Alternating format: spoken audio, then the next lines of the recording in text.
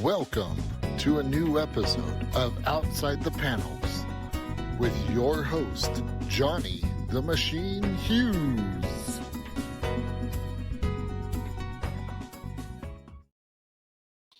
Welcome everyone to another episode of Outside the Panels. I'm your host, Johnny the Machine Hughes, and joining me tonight for our next episode is one of my favorite types of guests.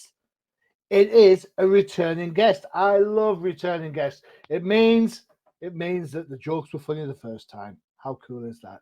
All right, so a super talented writer, a friend of the show, which I have to say because he's a fellow Crusader.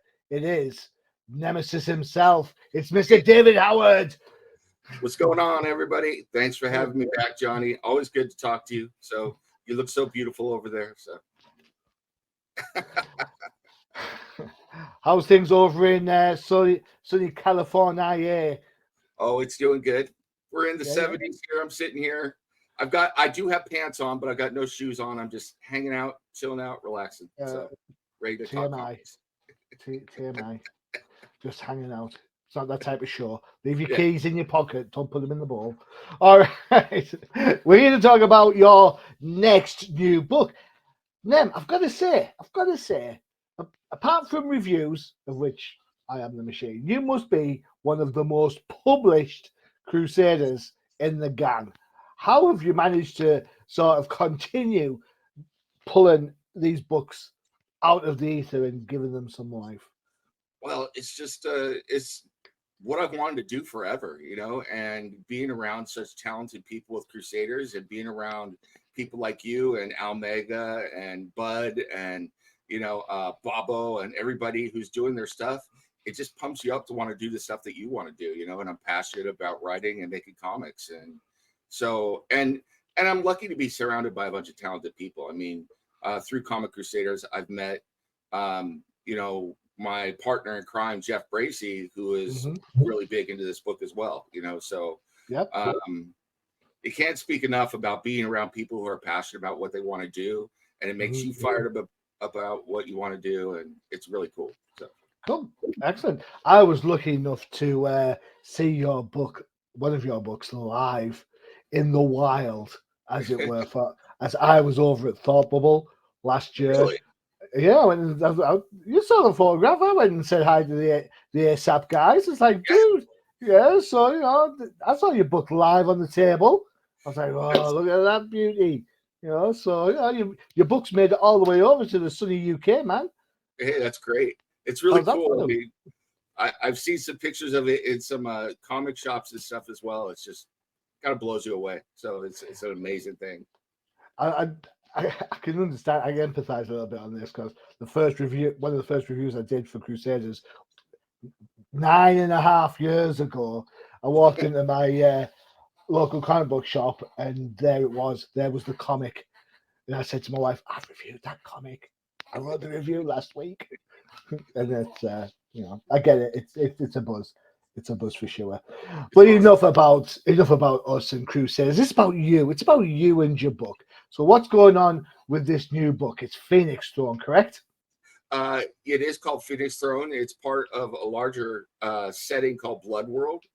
And this is the first issue in Phoenix Throne. It's actually the first comic issue for Blood World at all. Really? Blood World is something that I've had percolating up around in this head for a while. It's a whole science fiction setting. I'm one of those writers that loves to write history. So before I even started writing any of this, I sat down and I wrote about 600 pages of history for the world from from current time all the way through of our time all the way through the current year in the setting, which is 2578. So a lot has happened since then, and I wanted to have it all in my head so that I could go back to it later. And so then I was going to write some books. I'm already writing another book series. So I was like, this would be a really cool comic. And it took off from there. And some other people have heard about the setting. They know a little bit about what's going on, and they've gotten excited, and they're writing stories in Blood World as well. But the first one is about Phoenix Throne. So Phoenix Throne refers to the Ganymede monarchy, and they're a group of cyber rebels. They're the descended from cyber rebels that were exiled from Earth hundreds of years before this, and they are all dedicated to this idea of integrating man and machine, while at the same time kind of fusing all of Earth's religions into one, like techno religion that they follow, with different sects based on religions from our Earth. But the reason they got exiled is because they were rebelling, because they were religious rebels on Earth in the first place. And that has to do with history and everything. Cool. So religion versus religion, man versus machine. I don't know where I vote on the man versus machine part myself. Sorry on that one. Yeah. Well, not only that, their main enemy, and you will see them crop up eventually. But there's a whole other book I'm writing that's devoted to what's going on over there, is a group of people who are dedicated to improving mankind through genetic engineering. And they're called the Soul Scientific Symposium. So you have these two competing visions for what should happen for mankind. Meanwhile, Earth is now stuck in the middle. Yeah. Earth is now called the Terran Waste, and it went to shit. We destroyed the planet. And everybody who could get off the planet did get off the planet. So the people that are still living there are living in the crumbling remains of that whole thing. And the best way I could describe it is idiocracy on steroids. So, what is it? We'll have a look at the trailer in a second. But what is it about the idea of us breaking our planet that seems so popular? I've seen it in Logan's Run. We've seen it in loads of sci-fi movies. Anything that it's like it was a dude. So it's like I'd like to see. Other than Star Trek, I'd like to see us, actually turn it around and say, "Hey, look, we've done it. We've made it. We survived." But everyone seems to want to blow the place up. What's that all about? Son of a gun. I'll be honest with you. I'd like to see that as well, but we don't have the best track record of learning our lesson until we broke something bad, So I'll give you that. So I have this feeling. But the cool thing is, and I'm not going to give too much away, but the planet really didn't care that we broke it for ourselves, and it has gone on just fine. And there are mutations, and the planet has become something different. But as far as the planet's concerned, it was like, okay, go ahead and go away. So it's funny you should say that. This is kind of a bit of a personal sort of take, but it's metaphoric, so it'll work. My grandfather, when he passed away, my mother used to live opposite his house, and the landlords came in. It was like an estate house, so they came in, they gutted the house, tidied it up, and then moved another family in. And my mum got upset when she saw them. She goes, "Oh, that's our family home." And I was like, "Well, it's not. It's not. Mm-hmm. It's a house. Its job is to protect the family. All right. Now, Granddad's gone. Its job protecting us. It's over. Its next job is to protect another family. And if you don't put another family in, you're not letting the house do its job." And sure. That's kind of how I looked at it. Cool. Right. Enough of the metaphoric. Let's have a look at the trailer. Here it is on the lovely YouTube. So we'll get this set up. Here we go. We'll max it out so we can see it. Boom. We're not seeing it. Oh, there it is.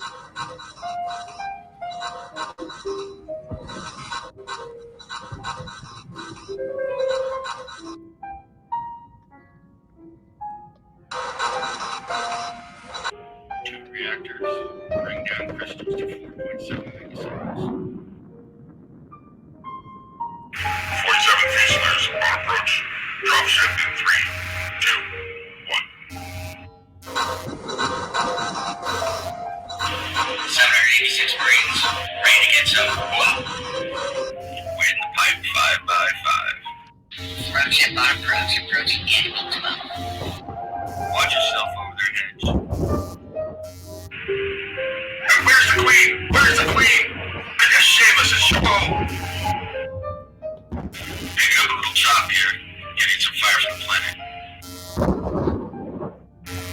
Shields built. Ready. Shield breach, planet side. Ready to drop that scan bodyguard in 5, 4, 3, 2.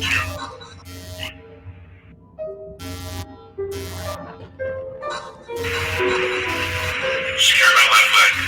Chabot will take the center.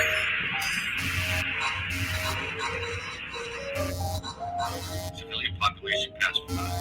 Going to 6. 26 Lancers on station. Oregon City.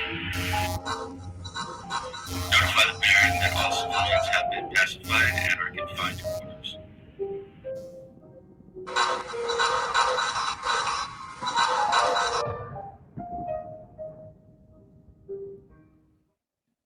Wow, that seems like a lot going on. Yeah. Excellent. I always like I don't know what it is. I ask my daughters about this too. I love this idea of this horrible stuff going on in space as war, and then the beautiful music going over the top of it. It's just this thing. So. Oh, that's Apocalypse Now territory. That, I'm afraid, my friend. Yeah. By the way, did you notice that all of those voices were me? So I hadn't noticed, but I think it gives me $6 Million Man vibes. At the start of the end of the 70s show, where it's like, and it tells you that something goes wrong and everything goes pretty much to hell in a handbasket. But yeah, it's cool. Definitely. It's cool. Definitely. Why Ganymede? Is that your favorite Jupiter moon? Well, it's one of those things. It's like, we were talking about the planet before. I've always thought, if we don't leave this planet now, we're putting all our eggs in one basket, so we got to get out there. But so in this history that I wrote, mankind had spread out all over the solar system and what was called the Terran Federation before that fell apart.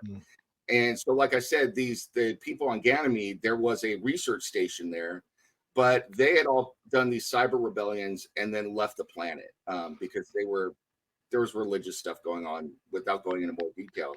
And so they got on these huge arc ships, and there were 5 of them, and they took off. And then Earth recontrolled the network again and shut down these ships, tried millions of people while they were floating out there in space, and then just sentenced them to be exiled and forget about it. So they turned off the ships and said, good luck.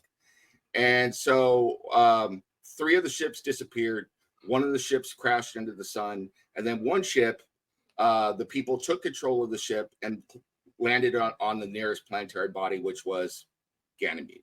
So where there's this station. So they followed this beacon down. And then there's millions of people on this arc ship. So they overwhelmed who was there and then recolonized Ganymede and took it over. And so they've got this really, they're kind of warlike people anyway. And so the only people they love to fight more than themselves are everyone outside of themselves, so. So it's kind of based on history then. Yes. And as you can see, it's very feudal. So that was the other thing. So, some of my favorite science fiction is Dune, so you have House Atreides, House Carino, and all that. And then I have no idea. Doom. When you say Doom, it's like I'm thinking of the video game. I'm not thinking of anything else. Yeah. So. And then, I love Game of Thrones as well. So, all right, okay. I had this whole idea for the world and everything, and then and Dune was always a part of that. Oh, Dune. Right. Sorry, June. Yeah. June. It's a J. Yeah. And so that was in my head. And then I'm watching Game of Thrones and I'm like, oh, I could bring that into this too. It's one of those things where you're influenced by all these different things. And it's funny because this is not where I intended to start the storytelling. I intended to do it over on the people who are doing genetic engineering with some stuff there. But once this all started coming together in my head, it's like I have to tell this story first. So it's an interesting question then, because normally I ask this of artists, then, because artists I like to do like every comic book fan probably does. And if I think to myself, I'm going to draw a really cool, I don't know, name a superhero picture in action, I'll draw the pose of the guy or the girl doing what it is they're doing, and then it gets to draw in the background. I'm like, I'm done with that. Forget that. Background's boring. So, as a writer, how do you manage to kind of you get the idea for one part of the story, and yet you get more excited about the other part, man? So then you think, you know what, I'm going to sack you guys off for a bit and I'm going to focus on this bit. How do you then try and stay re-energized once you've done the fun stuff to go back and say, well, hold on, now I need to give some love to the second part or a tributary part of the whole arc? I think, well, first of all, because this is really well, I'm not going to say it's my baby, but it's something that I created wholly in my head, like everything you write. It lives inside my brain. So I feel like I'm just kind of watching a movie sometimes and telling the story. Now it's a movie that I'm making up in my own head, but I love telling it. But the thing was with this, I'm still really excited about telling that other story, but that one is really focused on one person. Right. And so to introduce people to this whole world, I needed them to get a flavor, and I needed to tell a story that's going to allow us to go all these different places. That's a good call. Yeah, this was the one, Mm. And then, so this was, sketched out, and I'd done some stuff with the Ganymede Monarchy, but I was really have been concentrating on the genetic engineering people, S3. But then when I decided to go over there, I kind of felt the way you were saying. It's like, I got to tell this story first. Mm. But I love these characters over here. But once I got over here and I started bringing those characters to life, and I started thinking about, they've got these wars of religion and wars of conquest and, sex and lies and deceit, and betrayal and intrigue. And then I started coming up with the religions and everything. Then I started getting really excited over here. So it's just like hopping from place to place. But okay. So basically, Phoenix Throne is a great opportunity to start the world building.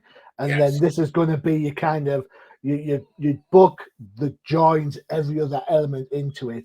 And other stories can sort of like arc in and out of it, like a Venn diagram with elements crossing over and elements outside of itself as well. Because I imagine when it comes to the genetic or the geneticists, there's a hard word to say, they have their own intrigue and backstory as well. It's not just a simple case, Right. There'll be some key factor of why they've gone down genetics rather than machine or mechanics. My question is, what about the people stuck in the middle? It's like, you've got these guys that want to mess up your genes. You've got these guys that want to strap metal arms to you.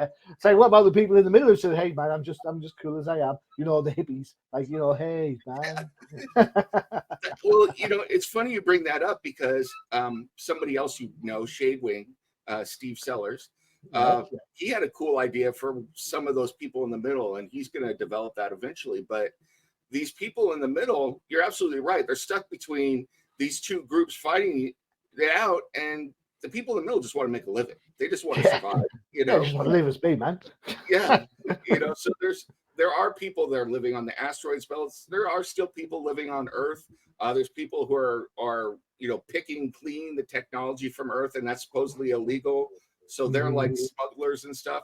So all of that is going on, and they're stuck between these quote unquote great powers, and that's going to be interesting to get to eventually as well, because it's not here, but I talk about it at the intro to the book.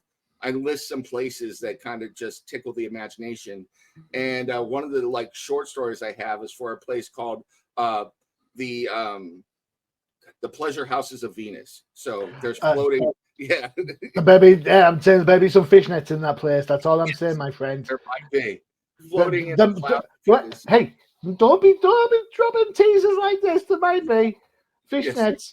Yeah, in space, no one can hear your fishnet. That's how it works. We're bringing virtual characters that look like Zatanna and Black Canary into the world there. So can I just say that those aren't the only two characters? Fishnet Super Alice. All right, there we go. But put me down for a ticket to the Venus Club, please.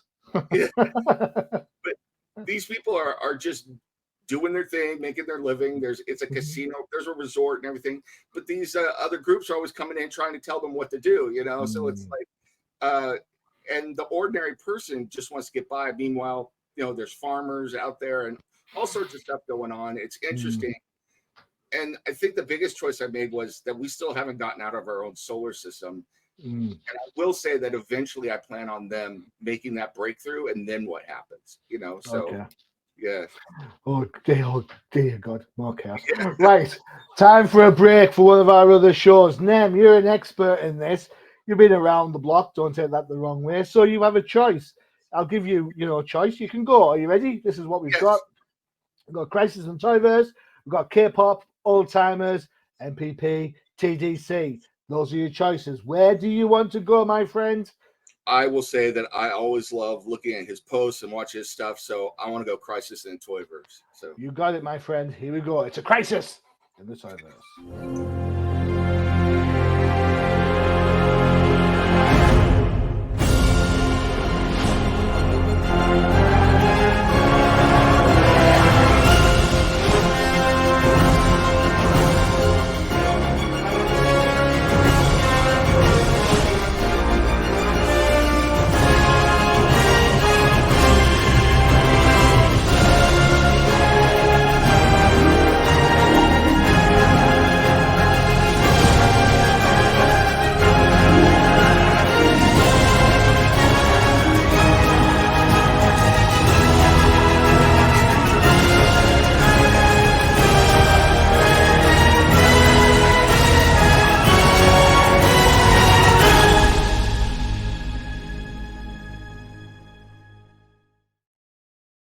where does he Yeah. get these wonderful toys? So Toys R Us, I think. McFarlane Toys, direct delivery. There you have it. Crisis in the Toyverse from Bobo. Keep checking the UCPM for all the latest videos from Bobo. Yes, he takes them out of the box. Yes, he moves their arms around. Do not yell at me. All right. he's doing it for all of you to review it. He's making that. Yeah. So He's sacrificing his mint in box for you.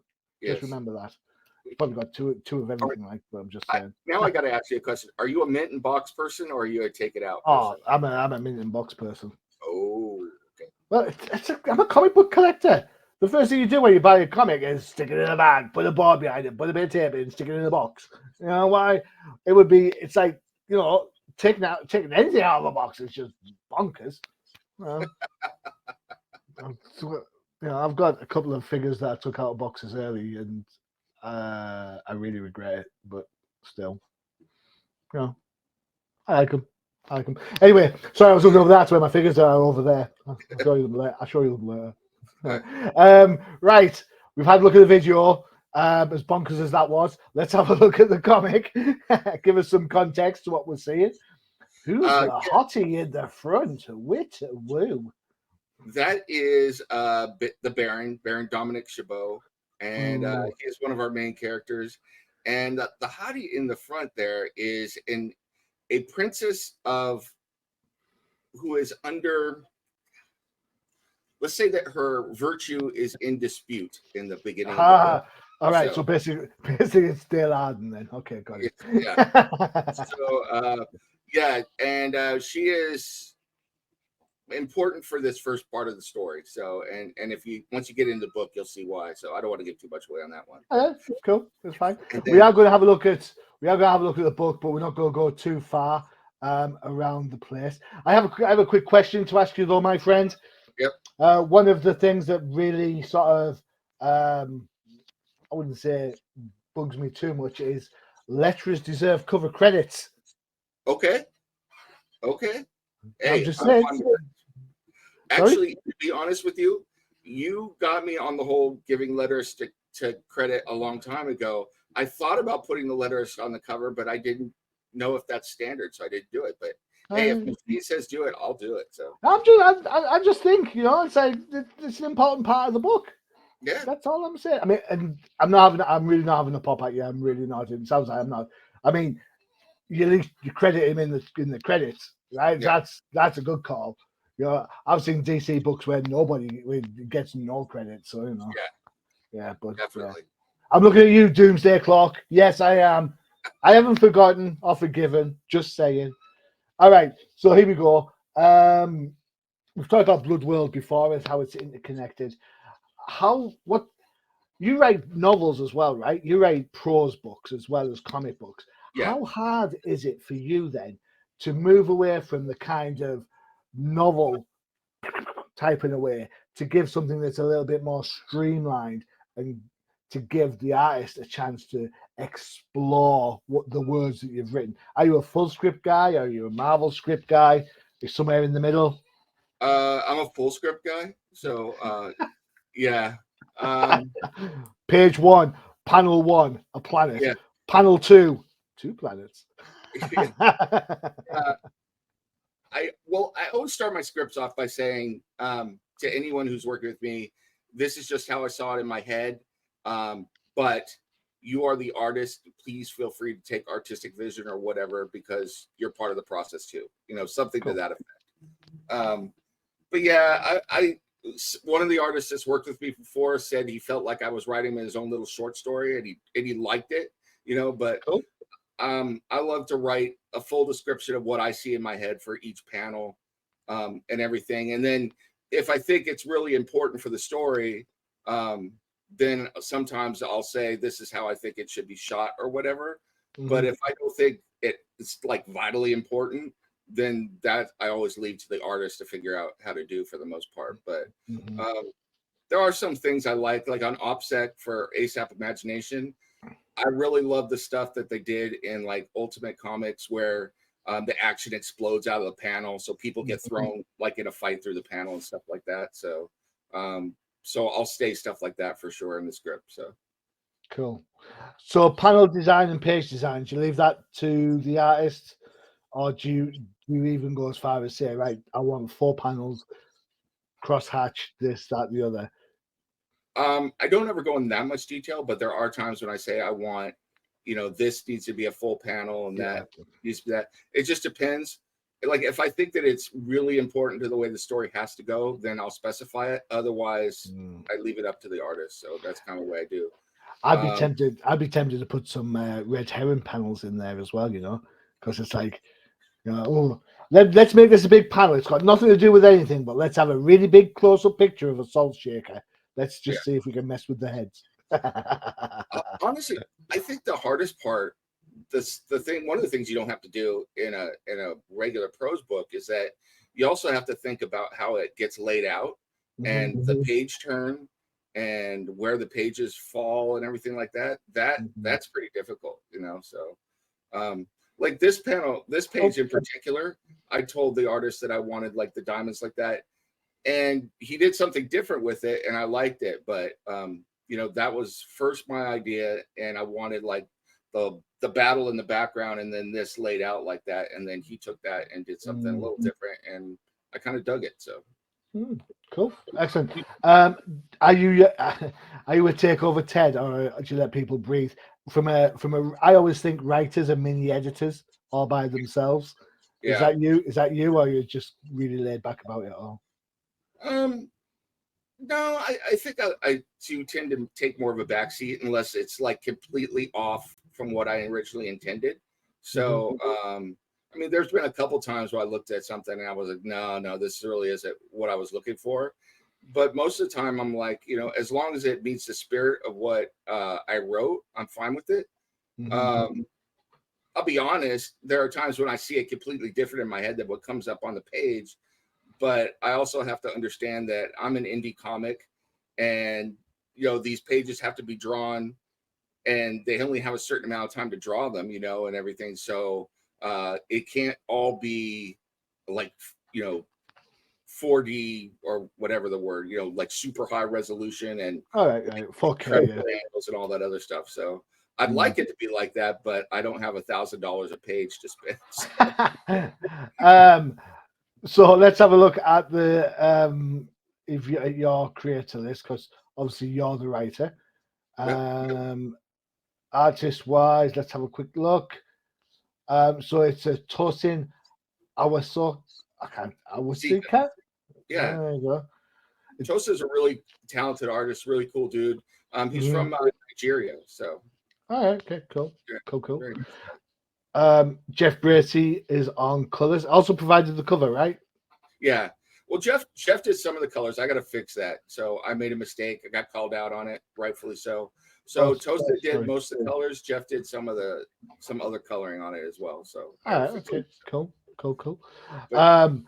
Okay, and letters are by Guido Martinez. Mm-hmm. So everyone gets a good shout out. Yeah. How long is the series? Is this a one and done? Because I can see it's 33 pages, or is this part one of many? This is part one of many. So yeah, part one An of many. ongoing book. Yeah. So Cool. I plan on it being this first arc, the very beginning. You know, I'll go with the standard. I was thinking 6, so for like a mini series. So finish up this first arc, but I figured this is going to be an ongoing book. So yeah. I think you know what from what we've discussed and how we've kind of looked at this moving forward. I could absolutely totally see that. The fact that, you know, if this is going to be your main book with offshoots feeding in and feeding out, then certainly you've got to have that main crux for sure. Okay. Yeah, cool. I want to show this page because I love this page, so apologies. We've gone past it. I normally do go about 7 pages deep, but this is just a little bit further on. So, you know, I don't think it spoils too much. There we go. That is a great panel. I love that page. Yeah, I love that. There's serious damage going on there for sure. And the cool part about this guy, you'll find out more about him not in this book, but in the second one, the second story. But this is who that Baron is fighting against at the beginning. And like I said, each of them, their different religions still exist and people control different stuff. This guy is an Indian Raj. So, and he worships Ganesh. And you can see he's fighting with a chakram there, which is an Indian weapon. So, but it's like a one that's like made of plasma and stuff. So it's kind of cool that these different religions have different looks for their armor and everything like that. So cool. I would have hoped in the future we managed to get away from a religious idea, but hey ho, each to their own. The thing, we did get away from a religious idea, but these people didn't want to get away from it. So I'll give you a little bit of the history, just summed up really quick. Go for it. I first came up with this idea. Remember when Learn to Code was a thing on the internet? Do you remember that? Like people would joke about, you know, if you lost your job, you need to learn to code. It was kind of a cruel. Oh, right, yeah, learn to code. Yeah. So these people, in a weird twist, these jobs, all these tech jobs of maintaining technology, writing new code, all this stuff was considered, you know, boring labor. And so the only jobs that people with religion could get because they were cut off from the rest of society was learning to code. So it was doing the tech jobs. And they got sick of it eventually and they rebelled. And that's how they were able to shut down the whole society because they're the only ones that knew how it ran in the first place, you know, and then they took off. So, yeah. Oh, man. Talk about cutting your nose off to spite your face. Excellent. So you have a Fund My Comic page. Definitely. There we go. We'll show the link for it. Yes, I know it's a long link, but come on, you know how this works. Learn the code, people. Just go to Fund My Comic, type in Phoenix 2, and it'll take you there. You know, and also I'll put the link at the bottom under the podcast so you can get it from there as well if you so wish. That's fine. Let's have a look at this then. So there we go. You get a little blurb about yourself. Yes, I did. You do. You get to see the trailer. The cover broken down into bits there. This starts on June the 10th. So by all means, go to the page, bookmark it, stick it in your calendar to check when it goes live. Can I ask why Fund My Comic and rather than the usual Kickstarter approach? Not that I'm on any particular what's the word I'm looking for? Gratuity from Kickstarter. I'm not on the payroll. I'm probably planning on doing Kickstarter as well eventually, you know, doing the different ones because people have different funding sites that they're kind of loyal to. But Fund My Comic was started by Luke Stone. I think he's a good guy. I've been kind of watching it. They've grown by leaps and bounds. And I think a lot of people who are really serious about buying indie comics are over there. So that's kind of why I decided to go over to Fund My Comic. So are you shipping Are you shipping worldwide? Do you have if you're part of ASAP, you'll be able to have their distribution network, I imagine, yeah? Yeah, I'm planning on shipping worldwide. It's a little bit more than US, but yeah.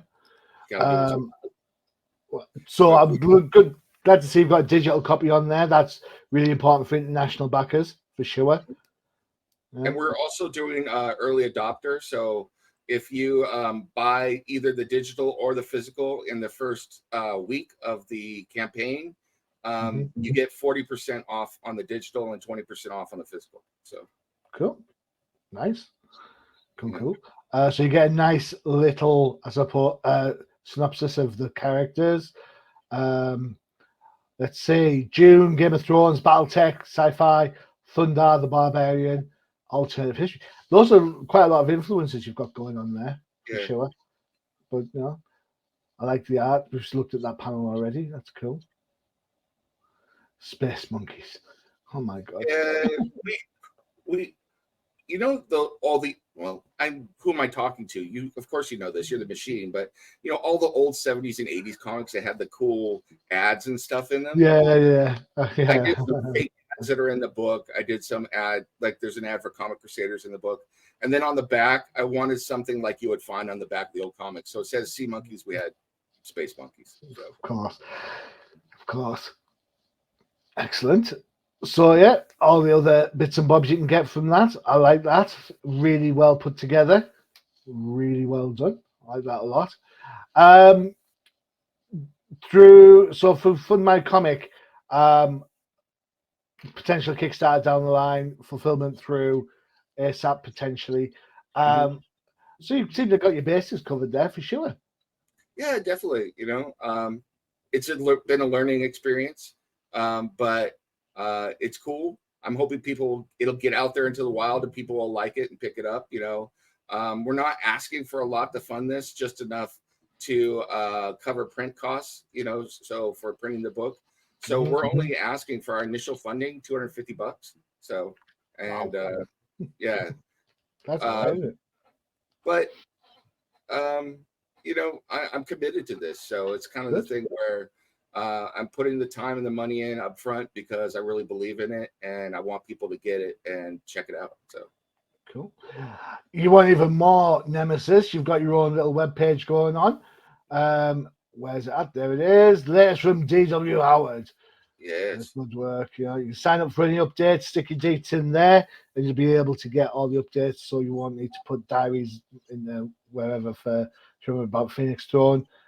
There you go. You get a little blurb about the book. Yep. Some more pages. Information. Yeah, cool. It's great that you put this in here for sure. The book is ambitious for sure when you think about the sort of influences that are in play there. Do you worry that it's too ambitious? Or do you think, you know what, this is my book and it's the way it's going to go, right? I do. You know, I that is something I think about because it's like, I think anybody who picks it up it could be asking a lot of them. You know, it's like you're making a commitment to getting into this world. So I kind of worry about that sometimes. But I'm also hoping that once they get a taste of what's going on, they're really going to like it. Good. That's the right thing to say for sure. I'm sure J. Michael Straczynski didn't worry about Babylon 5. Yeah. You know, so it's like, it's one of those things. It's like, give us a chance. You know, and definitely this is like crack candy. I tried to give you, you know, a good taste of what's going on here in the first book. So you've looked at it, but I think I give you action. I give you politics and intrigue. I give you sex. You know, it's all in there. So, yeah. Didn't give me fishnets in the first one. I'm just saying. What am I? A man of simple tastes. That's all I am. A man of simple tastes. Excellent. The book looks great. It reads great. And there is a lot going on. So I love that about the book. I love the fact that it's not a 10-minute, 20-second read where you just go next. You know, you're going to have to sit and percolate, and I'm sure as other issues come in after the event, then those initial thoughts and conjugations are just going to get more complicated, and then that's when you start to really sink your teeth into the kind of stuff that's going on for sure. So well done on that, my friend. Well done indeed. Thank you. One of the things I want to do is, as the books come out, all that history I wrote, I want to release that for free for people who are reading, so they can get more into the history. So. All right. Will that be on your website rather than? Website, Yeah. so, Cool. yeah. Cool. Yeah, don't do the X-Men thing where it's piloted throughout the book, because that's just detracts from the read. I don't know why you did that. Grumble, grumble about X-Men. What can I say? We're almost out of time, then. So give us your best 60-second pitch of why people should be checking out your website, logging on to subscribe to get the notifications of when the Fund My Comic goes live on June the 10th. Absolutely. So I will say to all of you, if you want a comic that's going to give you all your action, all your intrigue, all your deceit, lies, sex, and videotape, in the far future, so science fiction on top of it, go pick up Phoenix Throne #1 crowdfunding on Fund My Comic, or go to my website, dwhoward.com. You can check it all out. You can look at it. You can sign up for the newsletter for special offers and other information on the crowdfunding and other things I write. Please go check it out today. There you go. Perfecto. Look at that. See, I have been trained very well by Johnny and Al and the rest of Comic Crusaders over the last, can you believe it, 5 years that I've been with Comic Crusaders. Just five. Some of us are OGs, but Yeah, dude. No, I have tip my hat. I have story ideas, and I don't put them out there. So I tip my hat to anyone who takes that leap. And there's a phrase over here, and it's like an education thing. It says those that can, those that can't teach. In comic books, I think it's those that can, and those that can't review. That's kind of how it works. So I tip my hat.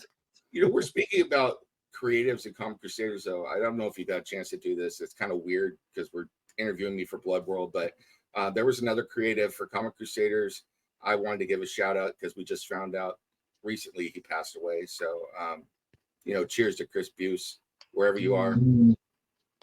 Yeah, you were a really great dude. So, sorry to bring us all down, but I haven't been able to say it on screen yet, so I wanted to get that out there. So, no, more than happy to do that. Chris was a massive contributor to Crusaders. His loss is our loss. It's rest in peace, my friend, wherever you are. And it was a shock to everyone when it happened. But, yeah, definitely. Cool. Right, there you have it. Another great episode. Nem, thank you so much for spending time out of your busy schedule. I really appreciate it. Getting your head out of the books for 2 seconds to talk about them rather than write about them. That's good. Thank you so much, sir. And thank you for checking it out and taking a look at it. And everybody go check it out. So yeah, cool. That's it for this show. Don't forget to check out the UCPN for all your favorite shows. You saw the trailer for it. Oh yeah, it's Crisis in the Toyverse. For all you Marvel fans who are celebrating or commiserating or crying over the end of X-Men 97, don't forget to check out the No Price podcast. And you DC fans are well served, of course, with the Definitive Crusade. If, like me, you like comics of a certain age, Old Timers Comic Book Show, where the hosts aren't old, but the comics most certainly are. We'll be back next week with which comic would you give away for free to get somebody into comic books? There you go. There's a thought that's going to linger. I've been your host, Johnny Machine Hughes. And as always, adios. Visit undercovercapes.com for the latest and greatest podcasts via the Undercover Capes Podcast Network. Also visit our parent company website, comiccrusaders.com, all about comic pop culture.